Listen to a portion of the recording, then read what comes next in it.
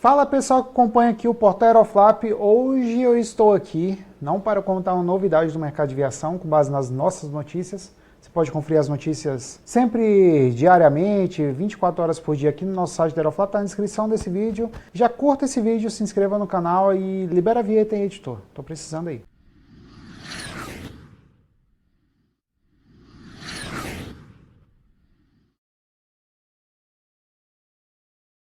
Vamos lá, pessoal. Hoje nós vamos falar do Antonov AN218. Mas como assim, Pedro? Eu não conheço o Antonov com esse nome.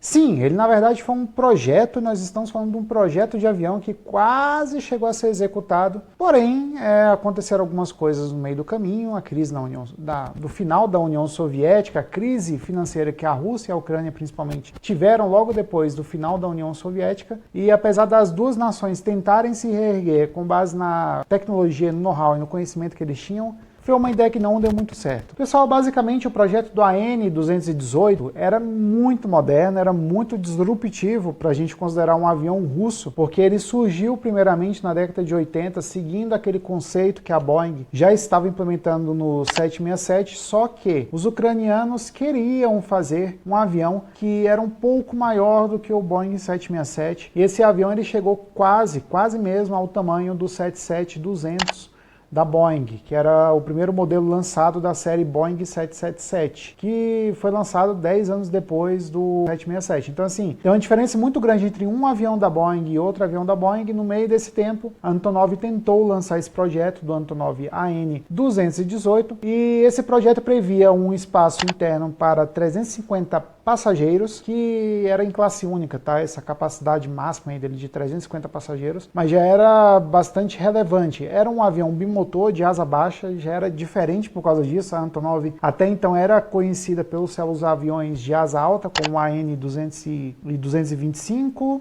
e o AN124, tá? O 124, que é como a gente chama. Que eram aviões cargueiros e know-how a Antonov tinha de sobra de fazer esses aviões assim, porém, ela nunca tinha feito um avião bimotor com essa configuração, que até então ela propôs a se fazer, com a questão da asa baixa, que é o comum dos aviões comerciais que a gente conhece hoje em dia. Como eu falei anteriormente, esse avião ele ficava com um tamanho ali entre o A330-300 da Airbus, que na época já estava lançado como um projeto juntamente com a A320, o A340, e ele também ficava entre o tamanho do Boeing 777-200, que na época a Boeing ainda estava decidindo como que ela ia fazer a questão do Boeing 777, se ele ia ser bimotor, quais motores esse avião ia utilizar, qual era o tamanho e tudo mais. A Boeing estava decidindo tudo isso, e o projeto da Boeing correu muito rápido, porque a Boeing, a gente sabe, tinha um know-how do caramba naquela época. A Boeing já tinha feito aviões assim históricos, né? Boeing 747, o 767, o Boeing 757, e inspirado aí novamente no 767, os ucranianos queriam fazer alguma coisa parecida com o que eles já conheciam. E como assim parecido com o que eles já conheciam? Um avião bimotor,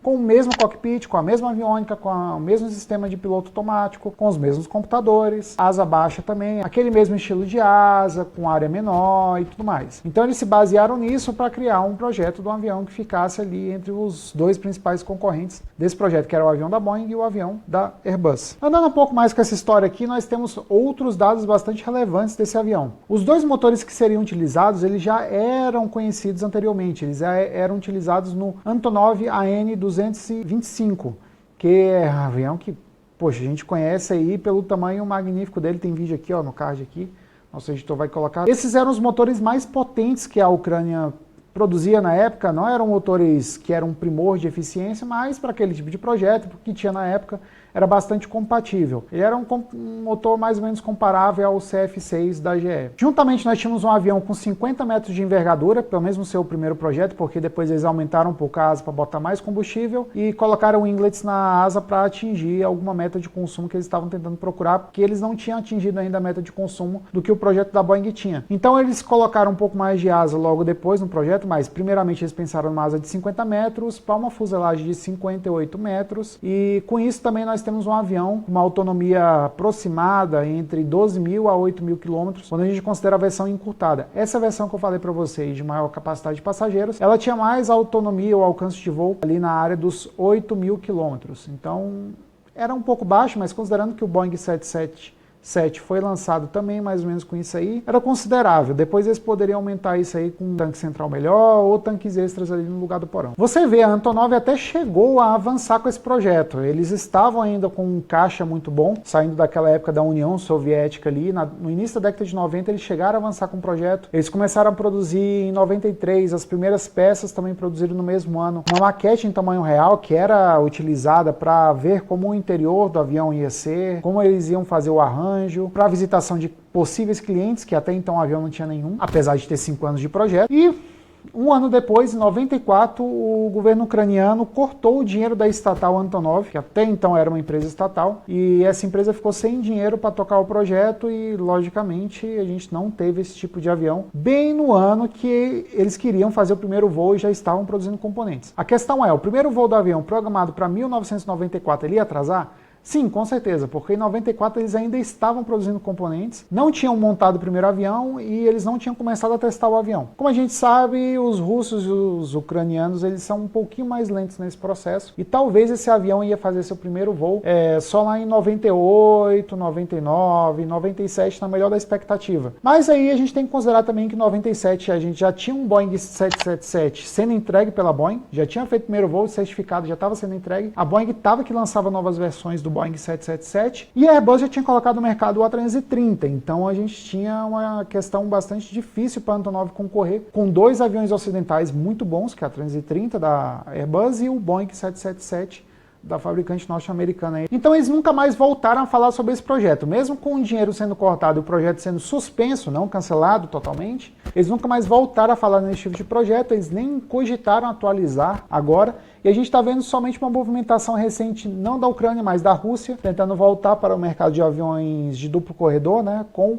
o CR-929, que é um projeto entre a Rússia e a China, que a gente já falou muito no site, tem link na descrição aí para vocês conferirem mais. A gente também pode falar mais em vídeo aqui para vocês, já que a gente já falou do Comac aí, que é um avião de corredor único, que é produzido inteiramente pela China. Assim como a China tem um Comac, a Rússia também tem o seu sucessor do Tupolev 204, que portou os aviônicos para esse projeto que a gente está falando nesse vídeo. O sucessor dele é o MC-21, fabricado pela Irkut, junto com muita tecnologia de motorização, de nova geração e questões de aviônico, fly-by-wire e tudo mais. A gente vê a Rússia bastante avançada nesse sentido da aviação comercial e a Ucrânia ficou atrasada e acabou não concluindo todos os projetos que até então a Antonov tinha de grandeza. Poucos anos depois, o 225 voltou aos céus, né, voltou a voar em 2001 e a gente também teve algumas atualizações relevantes ali para o 124, que é o outro cargueiro, o irmão menor do 225. Então a Antonov trabalhou sim, porém nunca mais voltou ao mercado de passageiros como a gente esperava dela. Tranquilo, pessoal? Esse foi o vídeo. Curta ele, se inscreva no canal. Eu creio que vocês gostaram. Foi bem curtinho, foi bem legal. E até mais.